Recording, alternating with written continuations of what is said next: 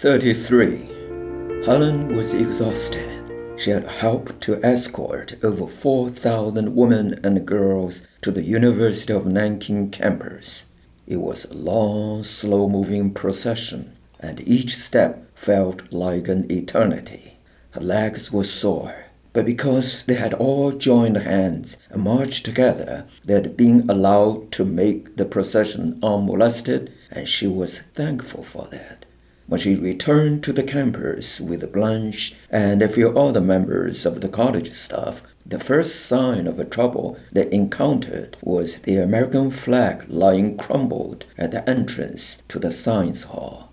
As they drew closer, they could hear shouting and things being thrown about inside the hall. There were at least 30 Japanese soldiers searching the building room by room, herding all the women and children into the central hallway. "Who is your commanding officer?" Helen demanded, unafraid. She had learned a lot from watching Minnie. A soldier with a sword at his hip looked Helen over up and down contemptuously.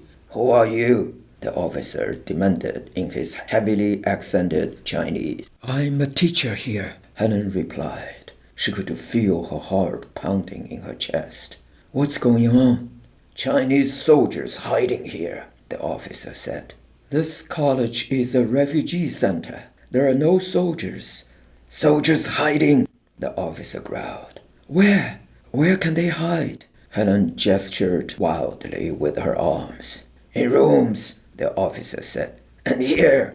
The officer pulled at Helen's skirt, laughing, and then turned away from Helen. The soldiers resumed their search, throwing desks, chairs, books all over the floor. There was nothing Helen or anyone else could do to stop them. She stood there in the hall watching, frightened and furious.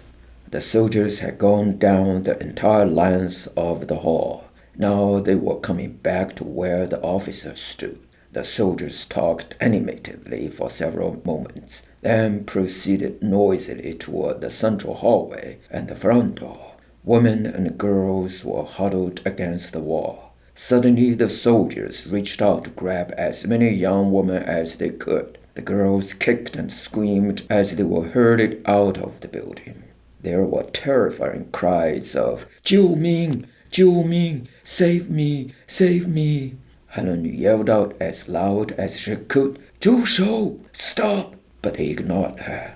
She followed them out of the building. She caught up with the two soldiers who were carrying a girl no more than 14 years old between them.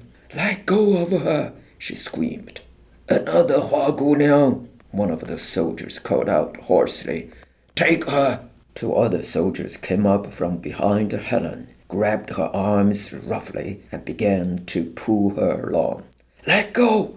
Let go of me!" Helen protested. She was terrified. "Ha!" said one of the soldiers, poking her face with his thick fingers. "A real Hua Guliang!" A third soldier came up and, grabbing her legs, they picked her up and carried her right out of the campus. Blanche came running out, hysterical, but there was nothing she could do. "Stop it! Stop it!" she screamed. "She's going to have a baby!"